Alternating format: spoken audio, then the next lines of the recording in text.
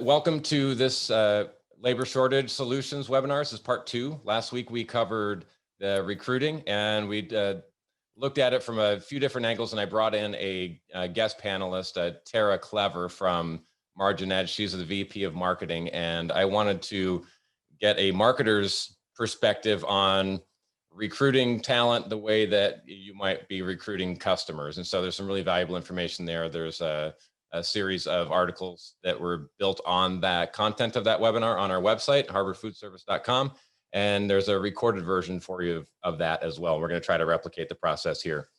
So where to start? So I'll start with me. I'm Andy Cook. I am Harbor Restaurant Solutions Group's resident restaurant consultant. I cover operations and front of house. And with me today is Derek Bugge. He is my chef counterpart, culinary back of house. And you want to say hi, Derek? Hi, good morning, everybody. Great. Nice and to the point. That's Derek. So what we're doing now is we're approaching the training process in sort of a holistic way with some front of house and back of house context added in. Now, just to sort of set the stage, this isn't one of those this is how you train people webinars. We're taking the approach that's rooted in the here and now, that we're short a lot of people, and the people that we do have are probably burned out. There may be some skill drain, and how are we going to approach training in a way that addresses the needs of today? And we'll add a little more context into it as we go. And I think with that, it's enough preamble. Let's get started. So as I started to allude to, what we're doing is a bit of a reality check here. So what we're dealing with is the labor that's coming in is less skilled. There's been some skill drain with experienced workers because, the paradigm has kind of shifted, and the whole industry's paradigm has shifted. And we were talking about this leading into the meeting today, Derek and I, and we, just kind of called out and recognized, we're going to call out and recognize it as context for you all, is that COVID has had a big impact on the industry, and that's the easiest first thing to look at. But restaurants, our industry serves our public, we serve our community, we fit into our societies, and all of those have been changed as well. And so while we don't have the answers for this, we kind of need to recognize this so we can all just kind of keep our eyes wide open and learn from each other and figure out what subtle shifts are going to be in our best interest moving forward, so that we're not trying to just recreate old things that don't have a purpose anymore. And so, as I was talking about earlier, the purpose of this, the context that we're going to be delivering you, is that we're going to have an influx of a lot of new hires. And so it's important to be mindful of what kind of impact that's going to have on their trainers and the rest of your staff, what the guest experience, and sort of that degradation of standards as you start to get flooded with all these new different people in there who are just trying to get by. What sort of standards are going to fall by the wayside? And so let's talk about the difference between urgent and important. Often Derek and I see in our line of work, and I think we can all recognize this, is that in our industry, it's urgent is often the enemy of important. We're so busy taking care of the things that are right in front of us that have to be taken care of. We don't necessarily have the time to take care of those important things. One benefit of COVID was that it gave us the time to kind of go back and really start to see our businesses in a holistic way, right from the ground up. And it's been illuminating and energizing. And we can't wait to maybe put some of these things into practice if only we can let people to come back. And now they're flooding back and we don't have all the people for it. So it's what I'm hearing from a lot of people. This is the worst time of COVID yet, because all this pent up demand, and I can't fulfill all those expectations. So speaking of urgent and important, we are going to talk about the urgency of getting people to be productive and start contributing as soon as possible. We don't have the luxury of a comprehensive 2-week training program. And so much of the following is going to be geared towards what we're calling speed training, helping new hires become functional and contributing members of your team in a short span of time. And a lot of that's going to come from what you can do to prepare for it. And then we're going to be closing out with the important stuff. So as we're rushing these people through training, what sort of things can we start thinking about now to start to continue and foster continuous skill development, and not only with your new people, but with a lot of your established people. And uh, that's going to be important because it's going to give you opportunities to sort of pivot and figure out what are the expectations of my customers and how can I bend to that. So I'm not just trying to reset back to where I was before. So quickly, our agenda, we're going to start with pre-training. So considerations, things that you can do to prepare yourself and your team for the volume of new hires that you're about to be onboarding and then moving forward. Then we're going to spend a little bit of time on training. So strategies are going to help you help your learning stay focused, stay relevant and timely, and do so without putting an undue burden on the trainers. And the idea behind that is, I use the kitchen for an example. Say you've got two guys that really know your business. They've been with you for a long time, and now you've got four people coming in behind them to get them ready and get them to start contributing. How are they going to give all of those people the proper comprehensive attention to learn and to become productive members of your team, and also keep the tickets from hitting the floor? And so training is a distracting thing, and we're going to see what we can do about making the most out of this time. And then with skill development, we're going to be talking about techniques, activities, and resources that will promote continuous skill development with little effort. And even though I had it written down, I still couldn't quite seem to say it well, but we'll do better as we go. I want to start with this slide real quick because it adds a little bit of context. I'm not going to dive too far into it, but these are national statistics. They're kind of old, but it still gives you a good yardstick. This is how much it costs on average per employee when you as they turn over. And we don't need to get into the first three. It's the silent costs that a lot of this is being built on. And silent costs are things that you can't quite understand, you can't quite track. Like, for instance, mistakes that start happening, food cost starts rising, things that people don't want you to know because they're insecure. More effectively, what it is when you've got returning guests that come back, and we've all had this experience where they go in, they haven't been in 3 months, they look around, it's like, I don't recognize anyone here anymore, or the quality of this food isn't quite the same. And so you start to lose some of that repeat business, and that can have a huge effect on your bottom line. And it's almost impossible to figure out where to track that to. And so a lot of what we're talking about is trying to keep those silent costs down. Any questions so far before we get rolling into this? I'm looking at the chat function now. Okay, looks like we're good. Here we go. Let's talk about pre-training. So what we want to do is minimize the training fatigue. And so like I said earlier, early preparation is going to make all the difference. And so it's minimizing that impact that it's going to have on staff, guests, and your degrading standards. Let's start with a mission statement. If you don't already have one, that's fine. Having one in place and something that is true to you and what the future experience of new hires are going to be, or to remind established employees what your standards are, what the why of you is going to be important. And so I put up an example here. We believe in doing right by people and exceeding expectations.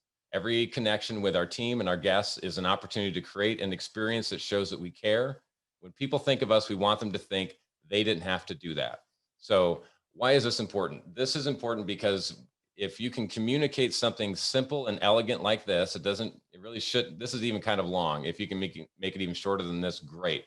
And what that does, it's going to help people give guidance in those troubleshooting moments where they have to make a decision. So based on this mission statement, if I'm in a situation where I need to make a choice, this gives me context into what to do. And so if I have an upset guest, then I want my person, when they're dealing with that, to know that we believe in doing right by people and by exceeding their expectations. And whatever it is we do, we want them to have a thought. It's like, wow, they really didn't have to do that. It wasn't a negotiation to figure out what little can we do to make you stop being so upset. It's about what can we do to make you feel good and make you feel like we've done right by you. And It's important for a lot of reasons, and I think that's probably one of the most important reasons, is it gives people that context so that they can start making choices without having to tap you on the shoulder and explain a bunch of ridiculous things that they wish you would give them guidance on. This gives them that guidance. Pre-training. So we want to define. This all starts to build on context, and then we're going to get into planning. Define the core skills per position and the equipment that they're going to be using. And so you're define per position what their hard skills are going to be. So if it's a server, maybe it's upselling. If it's a kitchen, knife use, organization, those are hard skills. Soft skills are going to be a sense of urgency, having a collaborative spirit, being patient, introducing them in advance into what kind of equipment that they're going to be using, and maybe even determining what their skill level might be in that, like a point of sale system, letting them know what the point of sale system is. Some people are going to want to be more prepared than others, and they can do online demos. Could be opening wine, could be using a slicer. You want to establish those facts in advance so that people have an opportunity to say, you know, I've never used a slicer before. Can you show me how? And we're talking a little bit about a survival guide. So the concept ahead of having a survival guide in place before you start bringing people in is you want to give them sort of a resource of things to reference. So in situations that they may be having lulls, or they may not remember where everything was on the first day when you gave them a tour. And so what we recommend is getting together with the team that you have, the team that you trust, to identify what can you provide that are going to help people figure things out so they don't have to ask. And so, for instance, ways to be proactive in a lull. And trainees are going to have a lot of lulls. There's going to be times where their trainers are going to say, you know what, I just kind of need you to stand over there and watch for a while because I need to get caught up. And that's understandable. So what can they do in those times besides just watching? Having a lingo translator, also important. I used to work at a place where they had coconut prawns in the kitchen, all called them kikis. And everyone got so used to hearing kikis. I was listening to a new person at a table next to me recommend the kikis as an appetizer. And people were looking all over the menu trying to figure out what they were talking about because it meant coconut prawns. So the theory is that they are going to learn the rules and a lot of their hard skill applications over time and through exposure. A survival guide is a reference to help them be more independent. And this helps to save the trainers a little bit of their attention too. So here's an example of a survivor guide for front of house, and Derek's going to give you sort of a report on back of house because he knows it way better than I do. So if I was a server, I might have something in my server book that kind of outlines some of these things. Like, here's some things that you can do to be proactive during a lull. You know, do a pre-bussing sweep, restock condiments, shadow for a new skill. That might be something that's better for, say, a busser to, you know, see how the bar moves. The difference between a void and a comp is this. Here's our procedure. A lot of people may not understand that if something needs to go off of a bill, they might just think it's a void. Well, a void's going to throw your numbers off. A comp is going to help you track what's actually being used. If we're out of spoons, you know, maybe you don't need to look at every little spot that you think spoons should be. Look here because that's where the dishwasher is going to have the cleanest spoons. Derek, I'm going to turn the back of house stuff over to you. There's some examples on the screen, but throw all your context into it that you can. Yeah, so I apologize for the lack of video. For those of you who jumped on time, we were having a video issue with myself. But for those of you who are chef-minded or back-of-house-minded, I want to put this into a little bit of context. You know, the way that we've been training for the last however many decades is significant, and it's carried us this far. But moving forward, you know, I'm in the unique position where I'm not settled into one restaurant. I get to visit dozens of locations a month, and I get to see what everybody else is doing. And an analogy that Andy uses that I really like is he's kind of a homing pigeon, and we are able to bring all these best practices from everywhere and spread them out, and so that everybody gets the benefit of everybody's experience. And one of the things that I've noticed is the training is going to change significantly in the sense that, you know, think of it as prep work and plating and dinner service. We're going to want to do a lot of that prep work up front, heavy-handed up on top, so that when it comes to service time, we're doing a one-pan pickup. And I know a lot of you know what that means. It's just like the a la minute is much more simpler. Everybody are all that legwork, all that heavy work is already done up front. I know a lot of you are thinking a lot of this is going to take a significant amount of time, and it is. It's going to take some time and dedication and some organization, but it'll pay itself off in dividends in the end when those new hires are significantly more prepared. Getting them all the information that they need to be proactive and minimize those costs that are included with bringing on a new hire. So, just up on the screen, we have some really simple things like, cleaning and sanitizing your station. I've been in the position we all have where we're that new guy and we don't really know what to do with ourselves. Just taking those first couple minutes or hours of somebody coming in and showing them where everything is, giving them some guides, some outlines of where the basics of everything is. Don't just say, hey, come on in and jump in where you can. Take the time to show them the pantry, where the olive oil is, where the dry storage is, how the freezer and the walk-ins broken down. You got your skill, your speed rack with grill here and saute here and fry here. Teach them those safe words, where the recipes are kept. Clear inventory mapped and labeled. Give them a little guide of where everything is, like a theme park that say you are here. Even if it's a quick little handout drawing, just show them where everything is. Things that can minimize detracting from somebody else's time that's already broken down. Yeah, and Derek touched on really the core of it. It's you want to make this is an opportunity to show people what, say, use proactive as an example, what proactive is going to mean to you. I think a lot of new hires are going to be enthusiastic and they're going to want to prove their worth. And so they're going to want to contribute everywhere they can. But we've all had this experience. One person's idea of how they're contributing could actually be hindering progress. It could be getting in the way and not supporting the goal. And so this gives you an opportunity to give them examples of things that they could be doing that are going to be appropriate to your space. Something else you can do, and thank you, Derek, for calling this extra part out, because I don't know if I really put enough mustard behind it. But yes, this is a bit of work. This is a bit of preparation. You probably really don't want to do it, but when you think about this time and energy that this could be saving you in the near future, as we're just going to be getting busier. We're at 50% capacity, and we could be hitting 100% real soon. Taking the opportunity to do this kind of thing now is going to make a really big difference later, we hope. And so start thinking about things that media that you can have to share with people in advance. Sometimes a picture is all it takes to show them what right looks like. If it's a procedure, make it a short video. These don't have to be professional videos. These can easily be cell phone videos. If you can do it without dialogue, even better. Take the IKEA building instructions as an example. They don't even put words in it. It's all about pictures because they're probably not going to have a chance to listen to what is being said anyhow. And so I think one of the most effective ways to share this information, make it available to them, is just use your Google Drive, use any sort of cloud drive that you have, and create folders per position and upload this media to them, and then just grant your new people access to it. So I've got a few examples of how you could be formulating these sorts of things in advance. For a busser, having a short video of how they should be properly clearing a table. I don't know if any of you have a busser and use a two-tray method. Two-tray method is you have 2 trays. One has everything they're going to need to set the table. They pick that up, they set it aside, they clean the table. The next, the other tray is going to be taking everything off. And so that's one effective way of doing it. Having a picture of a set table, also good.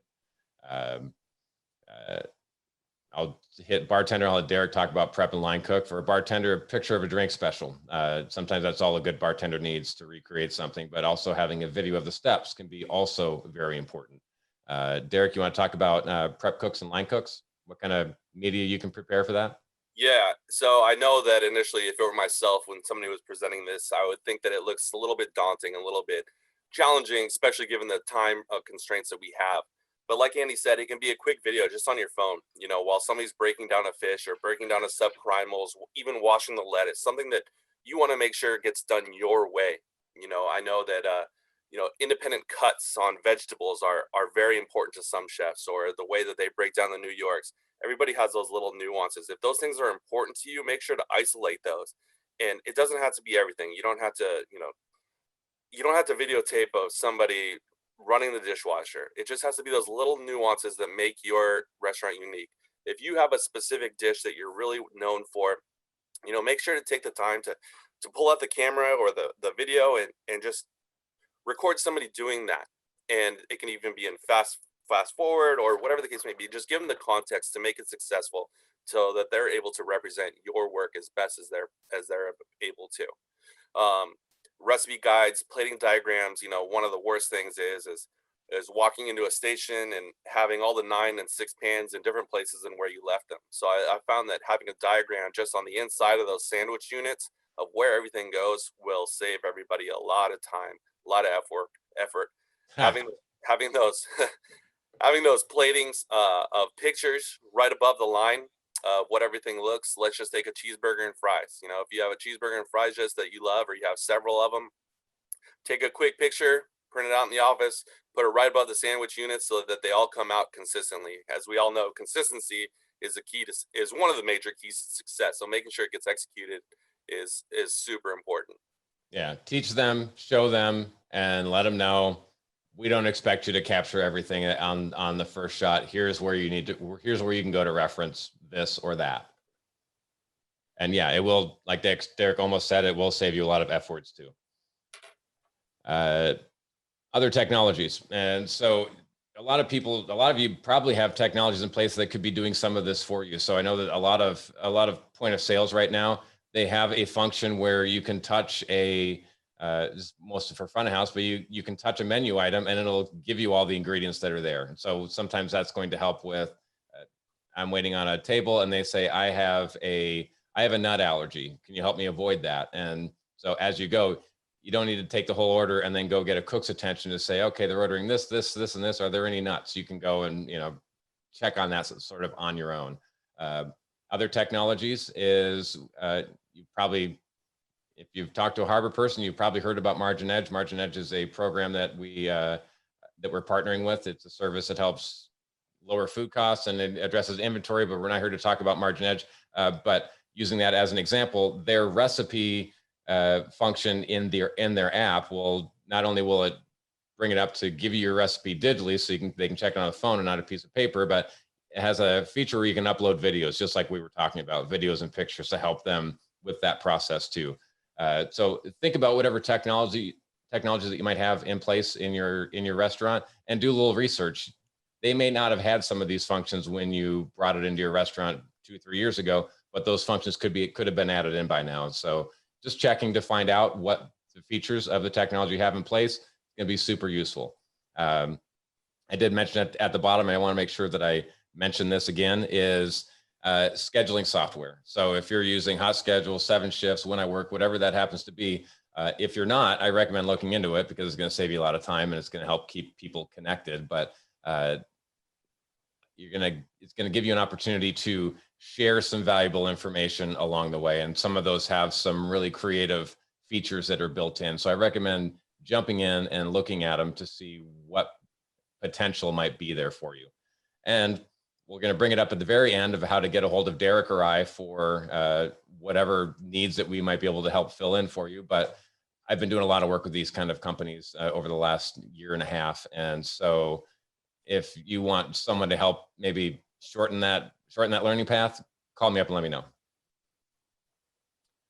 And let's talk about the menu. So I'm going to introduce this and then turn it over to Derek, but you may not have the time or opportunity to actually cook a full dish for people throughout their training to give them an opportunity to really see it and sample it. In my view, they're going to see the stuff as it comes out the window in a perfect plated fashion. But what we're suggesting is to start thinking about creating a tasting menu. So check your point of sale, figure out what your high volume items are, start to focus in on those. If you've got some points of pride menu items that you think are important but not that popular yet, absolutely include these so that people have the experience to talk about it out front and to prepare it in the back. And so for the front of house, you want to give them an opportunity to taste it, describe it, and talk about it.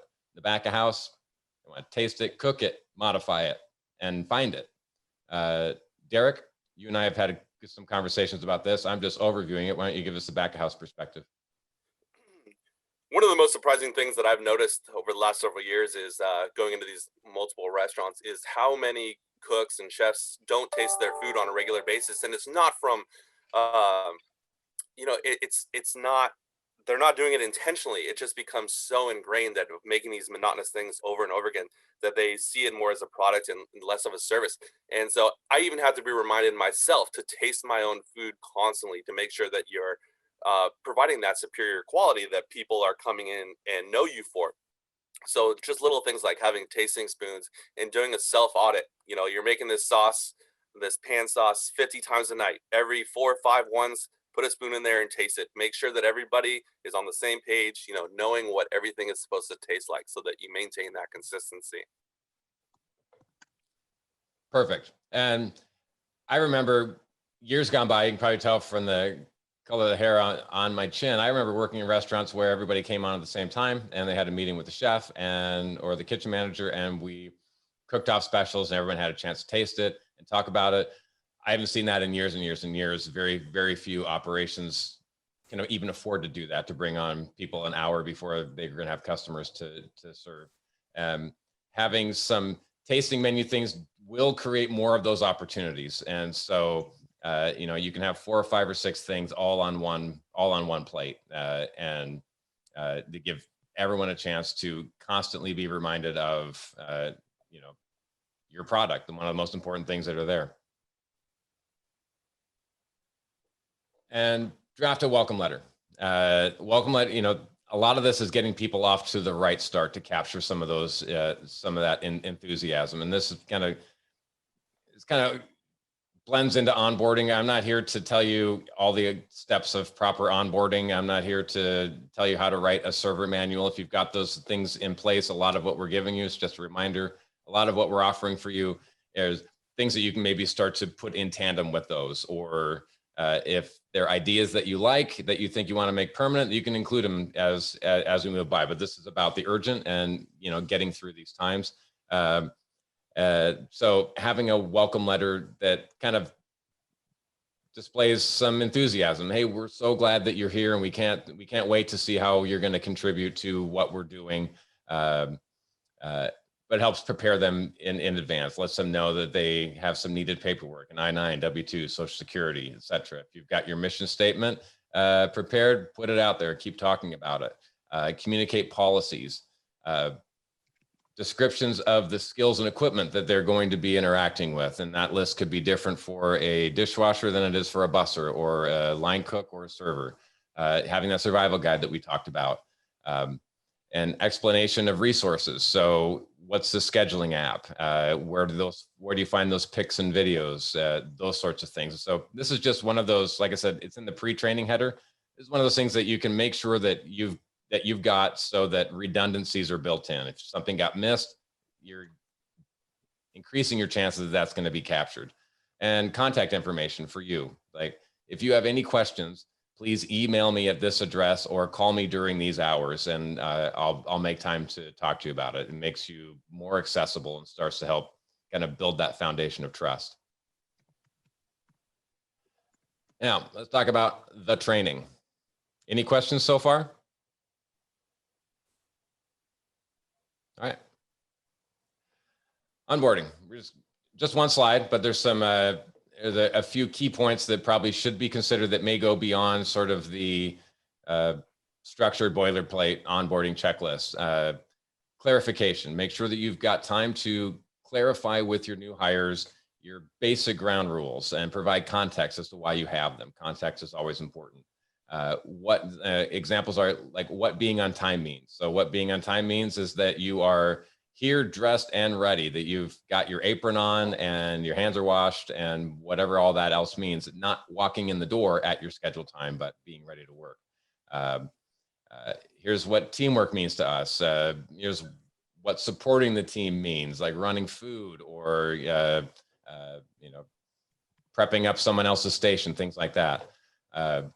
Compliance, and I think compliance is more important now than it ever has been, because there's been a lot of social awareness building up over the last year and a half. And so rules and policies that may explain what your policy on harassment is. You know, here's how we define it. Here's how it is defined, and here's you know, here's our zero tolerance. Whatever those happen to be, communicate that right up front. It'll make people feel safe.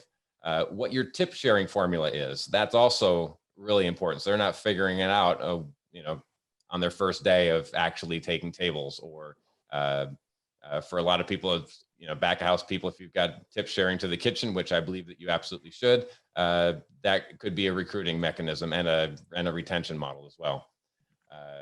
Drugs and alcohol, sanitation. I recommend having some sort of a progress report and a commitment to progress reports, and show them what that's going to look like. So in 1 month or 3 months or whatever schedule you want to put it, we're going to be going over these things. We just want you to let you know what we're going to be looking for.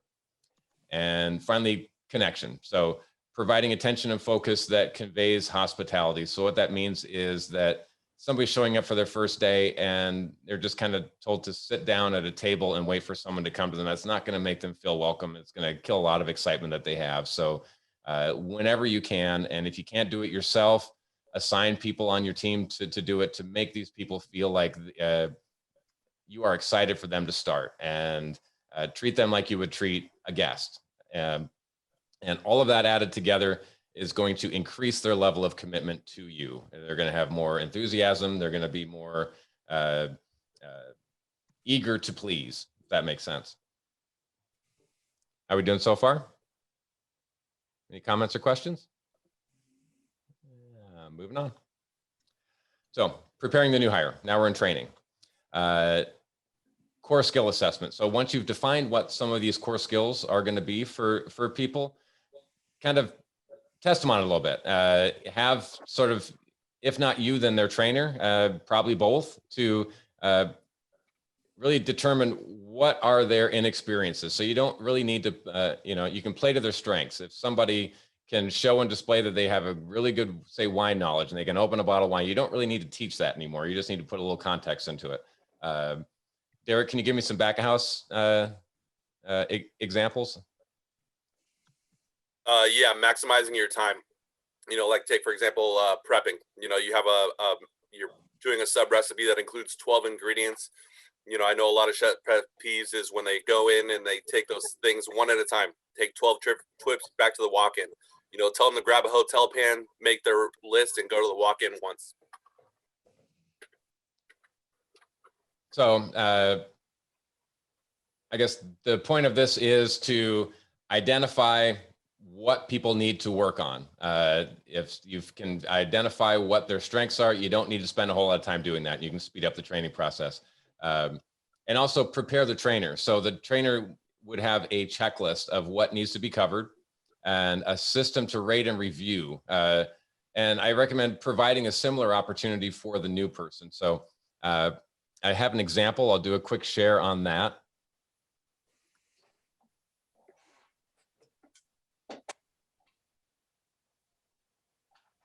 There it is. So I made this really simple review. You can do these on Google Forms. They're free. What this will give you a chance to do is look at, you know, have your server trainer, for instance, kind of go through here and rate somebody on what their point of sale comprehension is. Do they just not get it?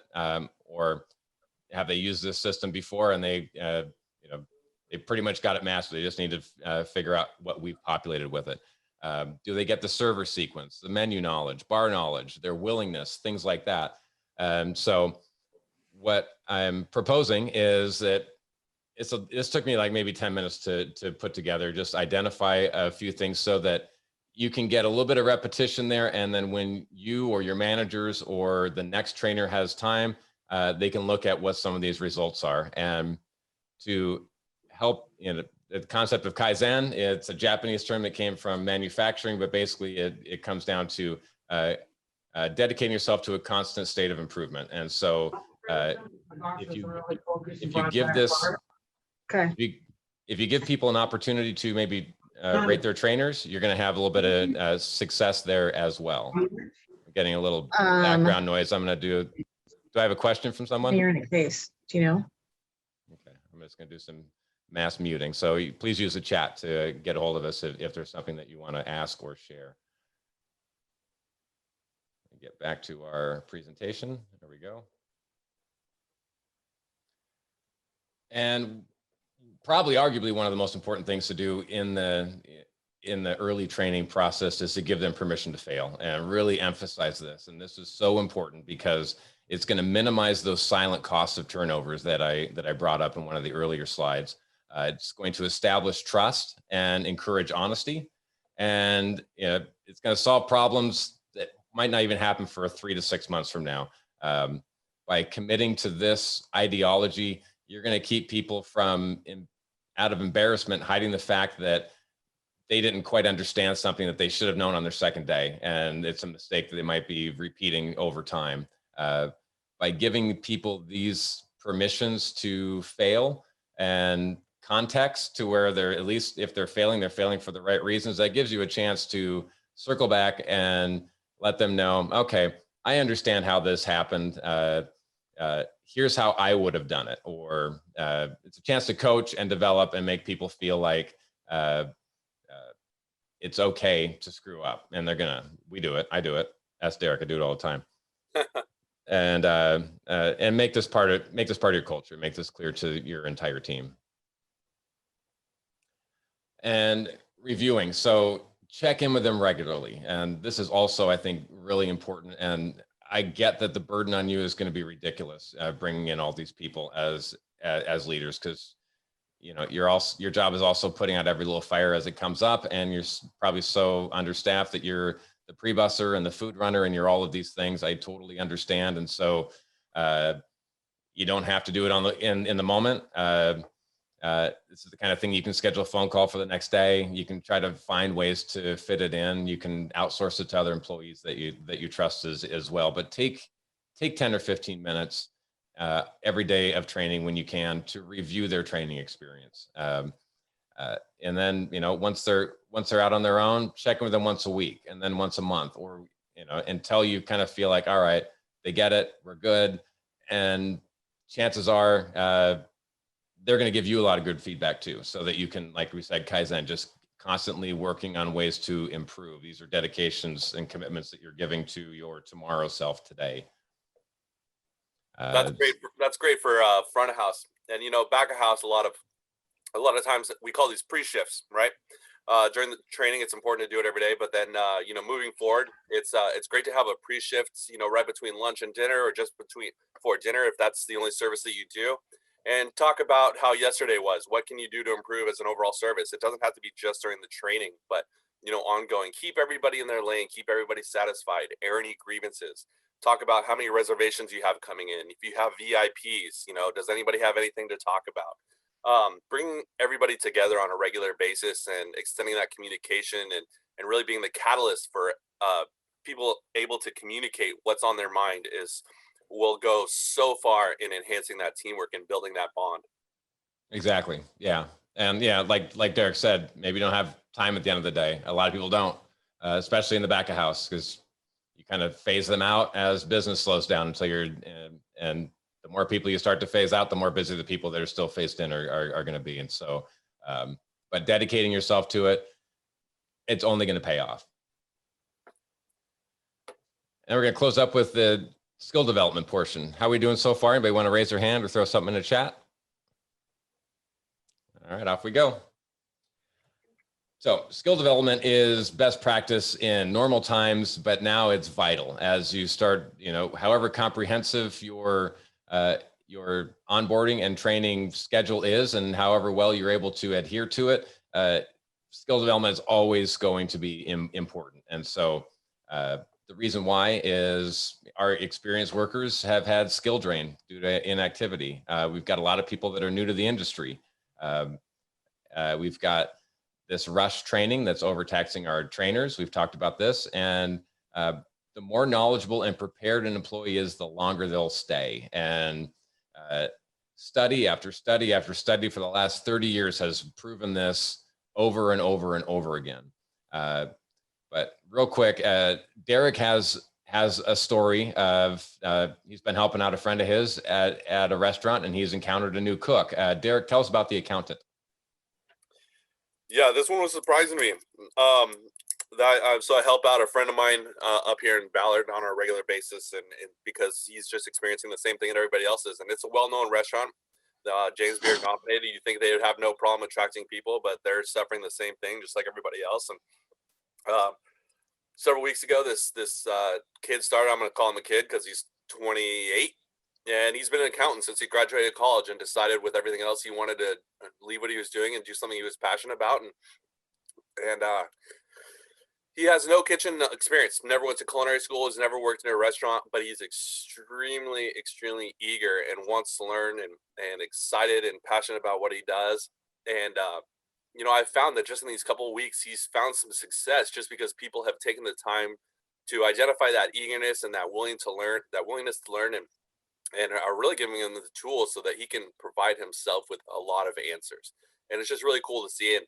You know, doing what I do, I identify this, and I, you know, come back and I talk to Andy, and I think, okay, I see this proving successful. How can we twist it so that, how can we manipulate it to feed the masses, you know, so that every single person that we work with can benefit from this. And so that's why we're here now, is to talk about these experiences and provide real world examples, you know, like we said, from that benefit of us, you know, being immersed with so many customers, so that you guys can all, you know, see what's going on outside of your own personal bubbles. Right. So, you know, this accountant that Derek was telling me about, Derek, your friend is lucky that he's got someone who's really passionate about this and really wants to develop these skills. A lot of us aren't that lucky to get an inexperienced person. Probably not going to have that level of passion. So what sort of systems can you start to put in place that's going to, you know, foster positive skill development over time? How can people learn without having to be directly taught all the time? So I have some shared learning dynamics that I'm going to just kind of outline for you, and you can kind of think about how you could execute these and if they have a place in your establishment. And so one is doing side and cross and side orientation. And so I'm kind of shifting away from cross training because that seems to have more of a linear concept, like, oh, okay, somebody spends a day getting trained in this position. What I'm talking about are creating opportunities for staff to experience other positions. So maybe that means having a, once a lot of tickets go out and the kitchen's sort of in recovery mode, maybe gives people a chance to put on a clean chef coat or clean apron and walk the dining room and just do some table checks and talk to people and start to get some of that interaction. Get a, you know, bring a server back to cook a meal, just to give them some tactile experience. It's going to help with empathy, and it's also going to help them sort of build in some context. If it's front of house, minding the guest, and this is something that I've figured out as a younger waiter. I don't like Scotch, and I was working somewhere where Scotch was important. They wanted people to have Scotch knowledge, and they wanted people to taste it, and it was lost on me. But I had got a guy come in, and he says, Andy, you have any good Scotch? And I said, well, what kind of Scotch do you like? And he says, well, I like a nice lowland peaty Scotch. I'm like, okay, I don't even know what that means. So I went to the bartender, asked what we had, got it to him, brought it out. He's like, oh, it's bloody lovely. It's not my best Scottish accent, but I'll give it a shot.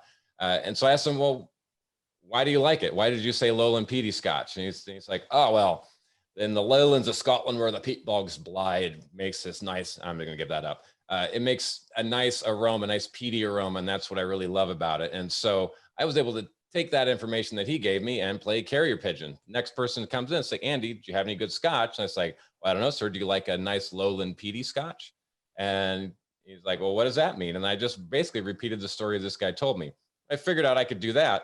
I did that all the time. And I say, talk to your servers about that and give them permission to do that as well. And then there's sort of the water cooler moment, and I'll make this a brief story as well. I was getting ready to run a shift, and I had this one server, Deborah, who was always trying to stir the pot. And so I could see it happening. We were going into a busy, understaffed Friday night, and I didn't want her to start pointing out everything that was wrong with the place and getting everybody to start paying attention to that. And so to get ahead of it, I just kind of broke into the conversation and said, Deborah, everybody, I'm sorry to interrupt you, but I've been meaning to ask you, Deb, you turn tables faster than anyone I've ever seen. How do you do it? And she's like, oh, well, you probably notice I put little icons when I'm taking the order, and that tells me that this table is going to need a steak knife, or this table wanted a drink with their meal and things like that. So that helps me stay ahead of things. And as she was saying that, I noticed that people started to lean in and listen. And then I realized, holy crap, I just got Deborah to stop pointing out everything that was wrong with the place and start teaching people things. And so I started to use that in a lot of different ways. If I had back of house people mixing with front of house people, I would, it's on this next slide, I would take advantage of those opportunities, and I would say, hey, Derek, what's your favorite dish to cook here and why? And Derek would say something like, well, Tacos. What's that? Tacos. Tacos, Derek. Why do you love making our tacos, Derek? Oh, because they use a great tortilla, and they cook the meat great, and there's just excellent flavoring and a good texture and flavor components, and everybody loves them. So what kind of modifiers? What's your favorite modifiers on that? I like to add our coleslaw on top of the short rib tacos for that little extra crunch and zest. All right, so that comes up in a conversation with a mix of other cooks and servers, and the servers start to see that. The server goes out to the dining room, and someone says, "What's good here?" It's like, well, I'll tell you what Derek loves. I was just talking to Derek, and he's our chef, and his favorite his thing is he likes the pork tacos, but he puts coleslaw on it for the extra crunch. That's service. So that's also training. Everybody with me so far? All right, moving on. You can also try to look for some gamifying opportunities. So the tried and true idea is, let's do some competitions. Well, competitions can be effective, but they can also demotivate a lot, all but the top performers. And they also tend to leave out back of house people, and back of house people are left out of stuff enough. And so these are some ideas of gamifying opportunities. Set up some small rewards to help increase participation. But if you've ever heard of Kahoots, my daughter uses it in remote learning, super engaging. I recommend jumping onto their website. I'm not going to burn a lot of time showing you what a Kahoot looks like, but you can set up these little pre-tests that are fun and engaging, and people get a high score for how quick they answer and how accurate they answer, and then you can give them something at the end. You can set up team or sub-team goals that will help improve numbers, such as food and labor costs, but make the reward worth it. It just doesn't work to say, hey, everybody, we need to drive our labor costs are too high, we need to drive them down, or our food costs is too high, we need to drive them down. That doesn't really create a productive environment. But if you're going to practice some open book management and say, hey, sorry, our food cost is really climbing up. Our goal here is to, here's where we are now. Our goal is to get it right here. And if we do that, you all get this, and make it something that they're going to want to have, or find some way to celebrate successes. One thing that I've heard of is sort of karma credit. And what that means is when you see somebody doing something that's above and beyond, give them, print out little fake dollar bills with your logo on it, and give them a store that they can shop at. Maybe it's just employee meal stuff, but whatever it is, that's the kind of thing that you can continually just sort of, empower some people to start handing these out, and then start rewarding and reinforcing good behavior. Like, it's front of house. I see somebody notice something on the ground, they stop and pick it up. I give them a karma credit for it. I see a cook run around and empty everyone's garbage, karma credit. Something I'd like to add on to that. Go for it. You can't oversell the idea of something as simple as a thank you, right? Restaurants are notorious for being overworked and underappreciated. Just something as simple as saying thank you for your hard work goes a long, long way. It shows that you're being recognized and appreciated for your dedication. Just a simple thank you. You'd be surprised, maybe you would, as how far it goes. Yeah, it's an obvious call out, and but you're right, super important. I would just add that when you're thanking them, put a reason behind it. Thank you for we're doing such hard work today, and then mention something that they did, just to make sure that it feels personalized. Talked about open book management. That isn't one thing. You don't have to like expose all of your financials to people, but giving them a peek into what financials look like. There's a lot about restaurants that I didn't understand. When I was a younger, cook and server, I thought I knew everything, and then I started to do management and realized just how little I knew, and it added so much context, made me such a better employee over time. But I had to get into management to do that. You don't have to wait for that, and so sharing some of that information with people helps them really understand. I'll do an exercise with people sometimes where I take 100 pennies in and say, okay, well, these 40 pennies went to labor, and these 40 pennies went to this, and show them at every dollar that comes in, the restaurant's keeping like 6 cents at the end. And so that helps people really understand and become more empathetic. So they stop looking at you as the mustache twirling villain that's fueling their yachts on the corpse of the downtrodden workforce. Displaying top performers, also helpful. I would recommend not to display everybody because again, that's going to demotivate the middle or lower people. But if you can show what good looks like with some of your top performers, put it up there. Have a skills calendar. If you're going to do it, commit to it. So that a skills calendar, for a kitchen could be portion, or prep. It could be all these different things. For front of house, it could be sales goals, but or product knowledge. And so having that sort of thing posted in advance, shared through your scheduling app, will also prepare people well in advance. If they know that next week we're going to be really focusing in on fresh halibut, then people are going to make sure that they know of some key things about fresh halibut. Anything so far? Derek, do you want to add anything? Because we're almost done. Yeah, going back to the open book management, one thing that I did for a number of years that I found a tremendous amount of success in is every month or every week on the schedule, what I would do is I would put last week's food cost.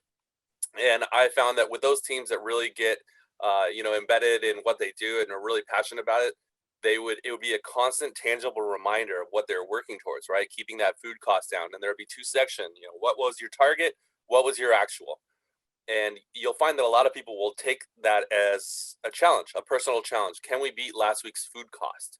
And it's a really cool way to get people, involved in the numbers of it without having to, like Andy said, let them involved in all your finances. Just something as simple as track your food costs. Where are we at? Where do we want to be? What can we work towards?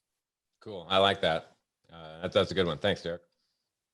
Like I said, we're almost done. This is just basically practically our last slide. Outside trainings. There's a whole world of them out there. I have a few examples up on the screen.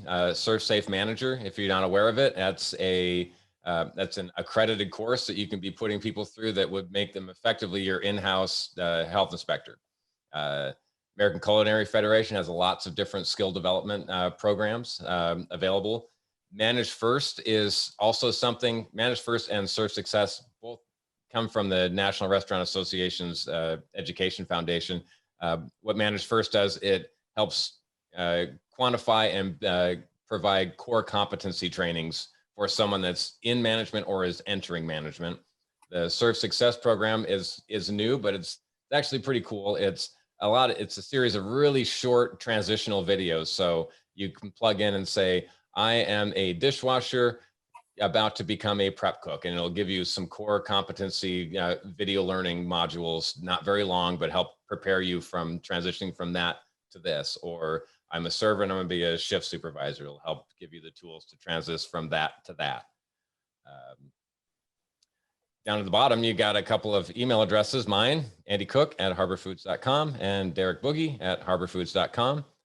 And we're gonna close it out with an invitation that we are employed by Harbor as something that's separate from sales. We are pure support. And so the concept behind it is Derek and I are kept on staff to help you with, more often than not, help fill in the gaps between one thing and the next, or explain a procedure, whatever it is that you need to plug us into. If we don't have the experience, we know where to get it, or we have the time to look things up and do the research that you need. Derek does a lot of menu revisions and kitchen layouts. A lot of people are calling me this year for, I need a new point of sale system, or I need to get online ordering, whatever some of those things mean.